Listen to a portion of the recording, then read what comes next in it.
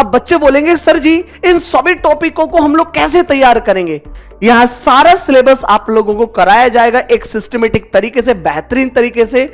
ये आप लोगों को 2027 यानी कि 2026 टू 2027 वाले सेशन के लिए कुछ इस तरीके से डिजाइन होकर मिलेगा। अब जो आपके स्कूल टीचर हैं यानी कि इंटरनल असेसमेंट जो आपके 15 मार्क्स के जिम्मेदार होंगे, बाकी इन प्रैक्टिकल्स के ऊपर एक कंप्लीट डिटेल वीडियो मैं आप लोगों के लिए लेके आऊंगा। हेलो जी, नमस्ते, क्या हालचाल है भाई आप सभी के, कैसे हैं आप सभी। और आप सभी का स्वागत है आज हमारे इस स्पेशल सेशन में, जिसमें हम लोग जानेंगे कि जो 2027 में आप लोग एग्जाम देने वाले हो, क्लास 12th की मैं बात कर रहा हूं, तो वहां पर क्या चेंज हुआ है सिलेबस को लेकर, और आप लोगों को वो कौन कौन से चैप्टर तैयार करने हैं अपने बोर्ड एग्जाम के लिए। आज हम लोग ये सारी इंफॉर्मेशन इस क्लास के अंदर जानने वाले हैं। और इंपॉर्टेंट ये है कि चेंज जो हुआ है वो टॉपिक्स में हुआ है या नहीं हुआ है, ठीक है ना। वहां पे कौन कौन से टॉपिक आप लोगों को तैयार करने, कौन कौन से वो टॉपिक आप लोगों को पढ़ रहे हैं, आज हम सारी बात को जानने वाले हैं एकदम बेहतरीन तरीके से। तो चलिए एक बार सब बच्चे तैयार हो जाएंगे और सबसे पहले जानते हैं सर जी वो चैप्टर कौन कौन से हैं जो हमारे क्लास 12th का जो बोर्ड एग्जाम होने वाला है 2027 में केमिस्ट्री सब्जेक्ट का, उसमें कौन कौन से चैप्टर आप लोगों को तैयार करने हैं। तो सबसे पहले जानने वाले हैं कि ये आपके चैप्टर होंगे जिसमें solution, electrochemistry, chemical kinetics, d and f block elements, coordination compounds, haloalkane and haloarenes, alcohols, phenols and ethers, aldehyde, ketones and carboxylic acids, amine and biomolecule. यानी कि कुल मिला के आपके सामने जो है 10 चैप्टर होने वाले हैं। और इन 10 चैप्टर में केमिस्ट्री के 3 पोर्शन छुपे हुए हैं, फिजिकल केमिस्ट्री, ऑर्गेनिक केमिस्ट्री और इनऑर्गेनिक केमिस्ट्री। राइट, आपको बताना चाहूंगा मैं कि आपके जो ये 3 चैप्टर होने वाले हैं, ये होने वाले हैं फिजिकल केमिस्ट्री से। ये आपके दो चैप्टर होने वाले हैं, ये होने वाले इनऑर्गेनिक केमिस्ट्री से। और जो ये आपके 5 चैप्टर होने वाले हैं, ये होने वाले ओसी से यानी कि ऑर्गेनिक केमिस्ट्री से। इस बात को ध्यान रखना है। आप जानते हैं कि सर हमें चैप्टर के अंदर कौन कौन से वो टॉपिक पढ़ने हैं। सबसे पहले बात करते हैं सॉल्यूशन चैप्टर में। तो सॉल्यूशन चैप्टर के अंदर आप लोगों को सभी कॉन्सेंट्रेशन टर्म्स पढ़ने हैं, जैसे मोलैलिटी, मोलैरिटी, मोल फ्रैक्शन। इन पे नंबर ऑफ क्वेश्चन की प्रैक्टिस करनी है और एनसीईआरटी को प्रायोरिटी में रखना है, specially for UP board and CBSE board. Right, अगर मैं बात करूं मेरे बच्चे कि और क्या चीजें पढ़नी है, अपना कोलिगेटिव प्रॉपर्टी जिसमें relative lowering of vapour pressure, elevation in boiling point, depression in freezing point, osmosis and osmotic pressure. उसके साथ साथ वेंटो फैक्टर को कवर करना और साथ साथ कवर करना है हम लोगों को हेनरी लॉ को। पर एक बात मैं आपको बताना चाहता हूं, जो ये मैं सिलेबस डिस्कस कर रहा हूं ये यूपी बोर्ड के लिए है, और यूपी बोर्ड के अंदर सॉल्यूशन चैप्टर आपका 8 मार्क्स का आता है, इस बात का ध्यान रखना है। अब बात करते हैं इलेक्ट्रोकेमिस्ट्री की। तो इलेक्ट्रोकेमिस्ट्री में हम लोगों को रेडॉक्स रिएक्शन के बारे में बहुत अच्छी नॉलेज होनी चाहिए, तभी आप लोग सेल को समझ पाओगे, इलेक्ट्रॉन के डायरेक्शन समझ पाओगे, आपके करंट के डायरेक्शन क्या होगी और सेल रिएक्शन कैसे वर्क करती है वो आप लोग समझ पाओगे। अब बात आ जाती है कौन कौन से टॉपिक पढ़ने हैं, इंपॉर्टेंट क्या है आपका, ठीक है ना। Conductivity, molar conductivity, Faraday constant, galvanic cell जिसमें लेड स्टोरेज बैटरी वगैरह आप लोग पढ़ते हो, EMF, Nernst equation, Gibbs free energy, और आपका फ्यूल सेल और आपका कोरोजन। तो ये कुछ इंपॉर्टेंट आप लोगों के सामने टॉपिक है इलेक्ट्रोकेमिस्ट्री के, जो कि आप लोगों को तैयार करनी है, और ये चैप्टर आपका 7 मार्क्स का आता है। बात करते हैं केमिकल काइनेटिक्स की। केमिकल काइनेटिक्स एक ऐसा चैप्टर है जो कम मेहनत में आप लोगों को 7 मार्क्स दे सकता है, जिसमें आप लोगों को तैयार करना है फर्स्ट ऑर्डर, अपना जीरो ऑर्डर और इनसे रिलेटेड जो टेम्परेचर इनकी रेट को इफेक्ट करता है उसको एक्सप्लेन करने के लिए आर्हेनियस इक्वेशन। इन सभी को आप लोगों को अच्छे से तैयार करना है। अब बात आती है sir G D and f block elements में, इसमें क्या पढ़ना है, ट्रांजिशन मेटल्स क्या होते हैं, इनकी कैरेक्टरिस्टिक्स को पढ़ना है। करीब करीब 12 से 13 कैरेक्टरिस्टिक्स हैं, ये पूरे टॉपिक उसमें कवर हो जाएंगे। और उसमें K2Cr2O7 और KMnO4 की मेथड ऑफ प्रिपरेशन, उनकी प्रॉपर्टी और उनके यूजेस, उनके स्ट्रक्चर्स, ये सब आप लोगों को कवर करने हैं। और सबसे खास इनके ऑक्सीडाइजिंग जो प्रॉपर्टी होती है वो हर साल पूछी जाती है, तैयार रहना इस बात के लिए, ठीक है। उसके बाद में कोऑर्डिनेशन कंपाउंड्स की हम लोग बात करेंगे तो इसमें ligands, coordination number, colour, magnetic property, shape, IUPAC name, right, VBT, CFT और CFSC, crystal field splitting energy, इन सबको अच्छे से कवर करना है।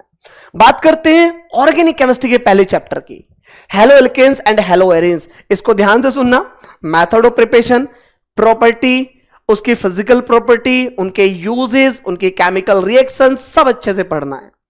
ठीक है, बात करते हैं अपने chapter alcohols, phenols and ethers की, एल्कोहल्स, फिनोल्स एंड ईथर्स की। तो इसके अंदर भी सेम चीजें रहने वाली हैं, पर इंपॉर्टेंट यह है कि यहां से एसिडिक नेचर के क्वेश्चन आप लोगों से पूछे जा सकते हैं। ठीक है, तो वो भी आप लोग तैयार कर लेना, सिलेबस एक बार देख लीजिए ध्यान से।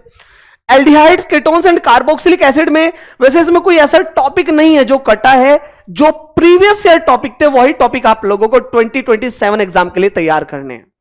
अगर बात करें भैया मैकेनिज्म, मैं आपको इस बात को बताना चाहता था कि पिछली साल ये नहीं था एग्जाम में, इस साल ये एड ऑन हुआ है।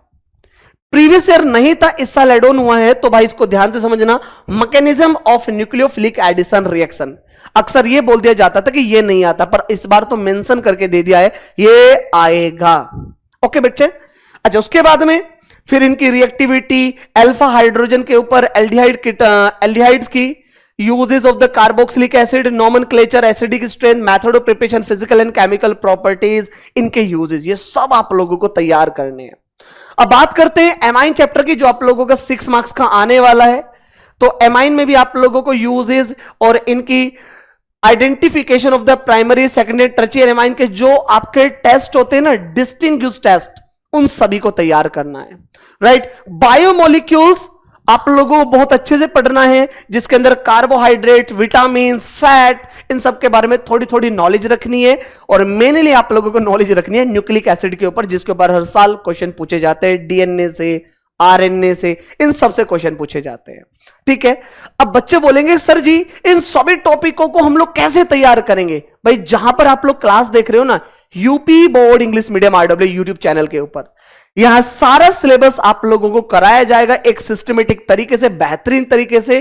तो अगर अभी तक चैनल को सब्सक्राइब नहीं किया है तो कर लीजिए, ऐसा ना हो कि कहीं देर हो जाए। राइट, चलिए तो बात करते हैं अब इस पेपर की।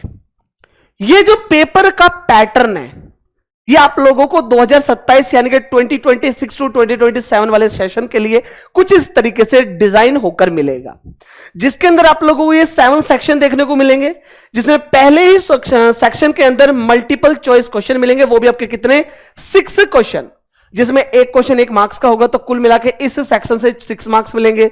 दूसरे सेक्शन में एक क्वेश्चन 2 मार्क्स का होगा, जिसमें 4 क्वेश्चन देखने को मिलेंगे, तो आपके 8 नंबर हो जाएंगे यहां से।